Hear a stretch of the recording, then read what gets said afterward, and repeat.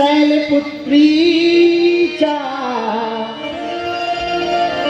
द्वितीयं ब्रह्मचारिणी। पहले दिन यदि शैलपुत्री माँ की पूजा होती है तो नवरात्रि में दूसरे दिन माँ ब्रह्मचारिणी की पूजा होती है। किसकी पूजा होती है? जोर से बोलो। ब्रह्मचारिणी माता की।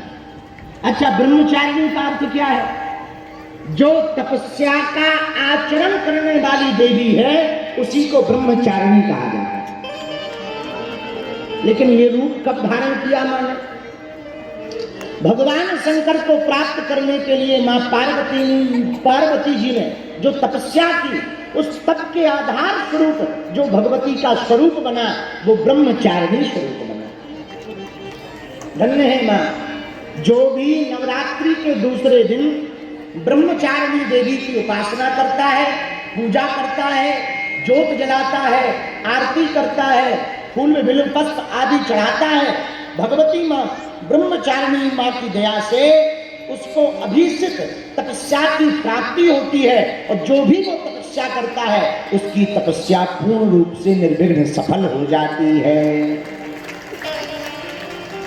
देखो, ब्रह्म का अर्थ क्या है? जो अनंत है, जिसका कोई अंत नहीं है वो ब्रह्म है। जिसका कोई पार नहीं पा सकता वो कौन है? ब्रह्म है। जो सच्चिदानंद है वो कौन है? बोलो बोलो, ब्रह्म है। जिससे सारा संसार बना वो कौन है? ब्रह्म है। जिसमें सबकी चेतना व्याप्त है वो कौन है? ब्रह्म है। उस ब्रह्म के आचरण को जो अपने जीवन में पूर्ण रूप से लागू करे वो ब्रह्मचारी है। अनंत ब्रह्म जिसमें अनंत शक्तियां निहित हैं, अनंत ब्रह्म वह ब्रह्म पूर्ण परब्रह्म परमात्मा जो असीमित है, जिसकी सामर्थ्यता असीमित है, जिसका बल असीमित है, जिसका तेज असीमित है, जिसकी प्रज्ञा असीमित है, जिनकी बुद्धि असीमित है, जो जिनका कोई पार नहीं पा सकता, ऐसा ब्रह्म, उस ब्रह्म को भी जो अपनी उपासना के द्वारा उसके आचरण को अपने जो जीवन में लावे वो पुरुष ब्रह्मचारी कहलाता है और स्त्री ब्रह्मचारिणी कहलाती है। लेकिन केवल आचरण में मनसा वाचा कर्म इंद्रिया, मन से, वचन से, कर्म से, तीनों से जो उस ब्रह्म सत्ता को स्वीकार करके उसके आचरण को जीवन में लाए। अच्छा, ब्रह्म का आचरण क्या है? ब्रह्म का आचरण निर्लोभ है, कोई लोभ नहीं, निर्द्वंद है, कोई द्वंद नहीं, सम्यक दृष्टि है, सबके प्रति समान है, कोई अपना पराया नहीं। तो क्या भगवान को दानव भी प्रिय है? हाँ है। क्या केवल देवता भर प्रिय थोड़ी है भगवान को? ना ना ना, दानव भी प्रिय है। अच्छा, दानव प्रिय यदि भगवान को ना होते तो क्या रावण को समझाने के लिए हनुमान जी को भेजते? आप विचार करो, कोई तुम्हारी घरवाली की चोरी करके ले जाए, तो यदि तुम घरवाली से हैरान होगे तब तो कहोगे चलेगा नहीं। यदि हैरान नहीं होगे तो क्या करोगे? ये थोड़ी कहोगे कि भाई एक काम करो, संधि कर लो। मारपीट करोगे कि नहीं करोगे? बोलो हाँ या ना। अरे बोलो तो, करोगे कि नहीं करोगे? पर हमारे प्रभु श्री राम का स्वभाव देखो, पूर्ण परब्रह्म परमात्मा है प्रभु राम जी। श्री किशोरी जी, जनक कन्या श्री जानकी जी का हरण करके रावण ले गया, पर हमारे श्री रघुनाथ जी का स्वभाव देखो, जानकी जी के हरण होने के बाद भी, पता लगने के बाद भी हनुमान जी को भेज करके संधि का प्रस्ताव देते हैं। ये ब्रह्म है जिनके अंदर कोई बंध नहीं, ना काहू से दोस्ती, ना काहू से बैर, ना तो किसी से दोस्ती ना बैर, जो आ जाए सो भगवान।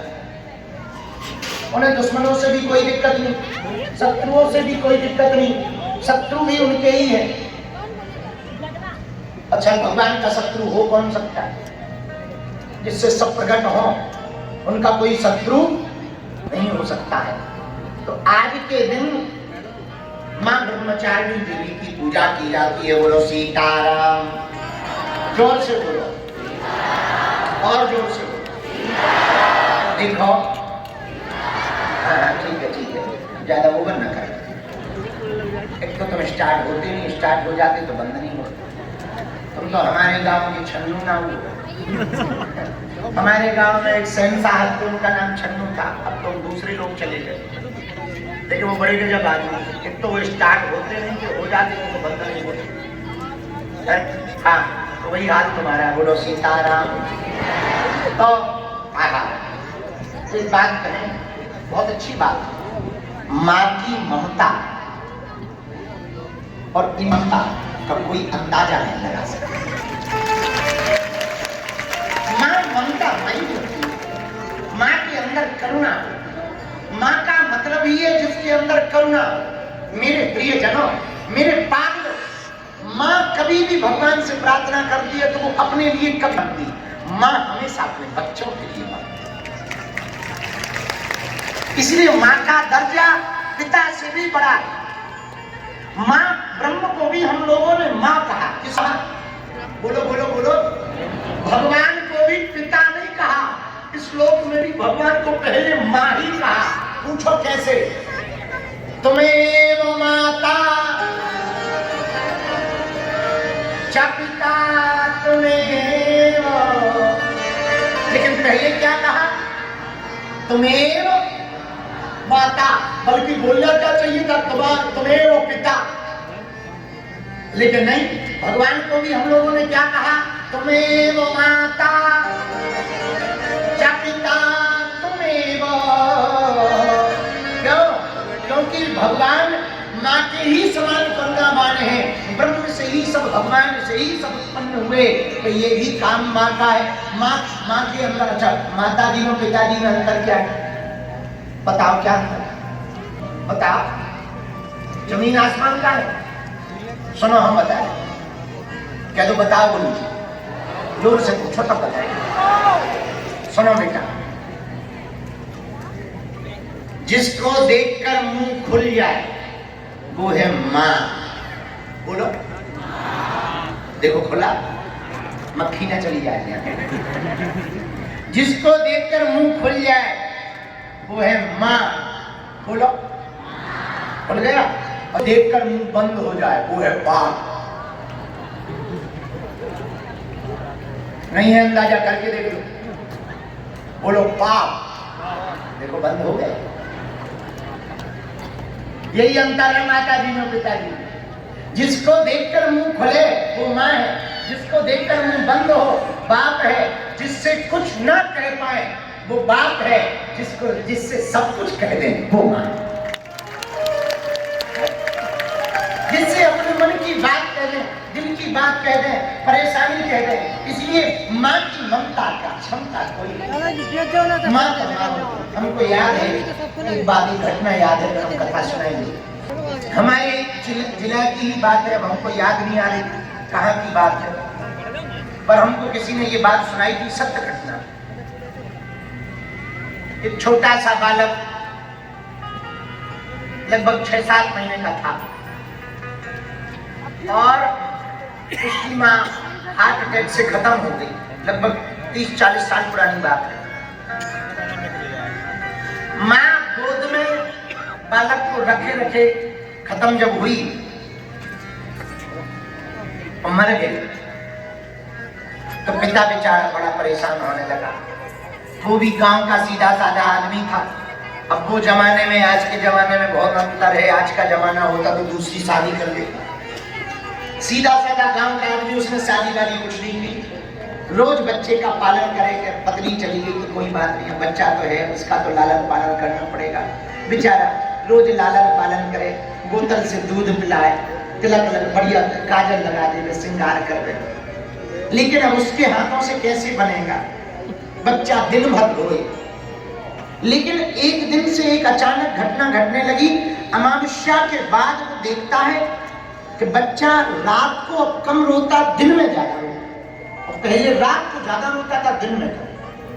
अब वो बड़ा परेशान कि आखिर का मामला क्या है। और वो देखने लगा कि कोई काजल लगा जाता है और रात को वो काजल छुटा करके सुलाए, पर कोई काजल लगा जाए। यहाँ भी काजल का टीका, हाथों में भी काजल का टीका, वो रोज देखे ये काजल आता कहाँ से है, लगता है हम जो काजल लगा लेते हैं वो रोते हुए आंखों में लगा देता होगा हाथ को, इसलिए छप जाता होगा। लेकिन यही क्रम महीनों चला तो वो बड़ा परेशान हो गया।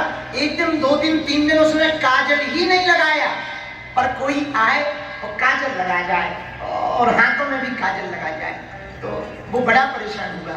एक दिन रात को उसने छुप करके देखा, जिस पाले में बालक को सुलाते थे, कोई छाया जैसी स्त्री, लाल साड़ी पहने हुए, खुले हुए बाल हैं, वो बालक को गोद में लेती है और स्तनपान कराती है और काजल लगाती है। इसने जब देखा तो चिल्ला करके कहा, कौन हो? इतने में वो छाया जैसी स्त्री चली गई, स्वप्न में आई, रोने लगी। स्वामी जी क्या करें, मैं मां हूं, बेटा के बिना रहा नहीं जाता है, और जब रोता हुआ देखते हैं तो मैं कुछ कर नहीं पाती। मेरा मन कहता मेरा लाला रोए ना, पर बदकिस्मती देखो मेरा शरीर छूट गया, आत्मा अभी भी मेरी बालक से लगी। ऐसी होती है मां। मां का ममत्व कभी बालकों के प्रति, बेटी के प्रति, बेटा के प्रति कम नहीं होता। मां की ममता कभी घटती नहीं है। मेरे पागलों, बड़े खुश नसीब होते हैं जिनके मां होती, और मां जिनके जीवन में आ जाए उनके जीवन में क्या कहना, बुरा ना मानना। आज हम सुबह जब तिलक लगवा रहे थे तो पंडित जी ने एक अच्छी बात कही, बोले ब्राह्मण के हाथ से तिलक, मां के हाथ से भोजन, जो जिंदगी भर पाता है वो कभी पुनर्जन्म नहीं लेता। और तुम लाखों रुपया लगाकर होटलों का खाना खा लो, जो आनंद वो माँ की रोटी में है, वो कहाँ हो सकता है। माँ के हाथ की रोटी भले ही जली हो, इतनी मीठी लगती है। हम तो अपने बचपन की, हमें याद है, तुम्हें याद हो या ना हो, हमको तो याद है। अब तो हमारे चेले टावल रख जाते हैं, टावल बड़ी बड़ी महंगी महंगी, 40-40, 50-50 रुपया की टावल। उस जमाने में हालत तो हमारी खराब थी। अब तो, तब तो टावल चलती भी नहीं थी गाँव में इतनी, न रूमाल चलते थे, वो भी 5 रुपया का, वो भी एक रूमाल ले लो तो आगे करो, वो 8-10 दिन में ऐसो कालो पड़ जाता, तो जैसे इसको जो है रंग छूट गया। तो आज तो टावल आ गई, तो उस जमाने में तो टावल को, रूमाल कुछ होते नहीं थे, हालत खराब थी। पर भैया हमको आज भी याद है, ये महंगी टावल क्या हमारे मुंह को साफ कर पाएगी। जो माँ के पल्लू से जब हम सुबह मुंह धोकर के माँ के पल्लू से साफ करते थे, वो खुशबू आज तक मन में है, वो खुशबू आज तक चित्त में है। और अब तो आँखी में कोई कचरा चला जाता है तो चेले तुरंत ड्रॉप ले आते हैं, आँखी लाल हो जाती है, ड्रॉप ले आते हैं। हमें याद है हमारी बचपन में माता जी या आँख में कुछ लग जाए या आँख में कुछ चला जाए तो वो साड़ी के पल्लू को ऐसे उमेटती, ऐसे फूंक लगाकर आँखी में लगा देती थी। ऐसे लगता था मानो हर दवाई फीकी हो गई है, बस माँ के हाथ की दवाई काम कर रही है। इसलिए माँ की ममता का कोई जोर नहीं है, माँ की समता का भी कोई जोर नहीं है। मेरे पागलों, माँ जन्म भी देती है, माँ जीवन भी देती है, माँ संस्कार भी देती है। माँ तो वो है जो अपना सब कुछ दे देती है। इसलिए माँ के जैसा कौन और हो सकता है। तो धन्य है हम आप सब नवरात्रि के पावन पर्व पर भगवती के पावन मंगलमय उत्सव को हम सब गा रहे हैं। ऐसी भगवती पराम्बा जो देवताओं के भी काम है। एक बार राम जी ने रावण को मारा, सबको पता ही है। राम जी ने किसको मारा? जोर से बोलो, और जोर से बोलो।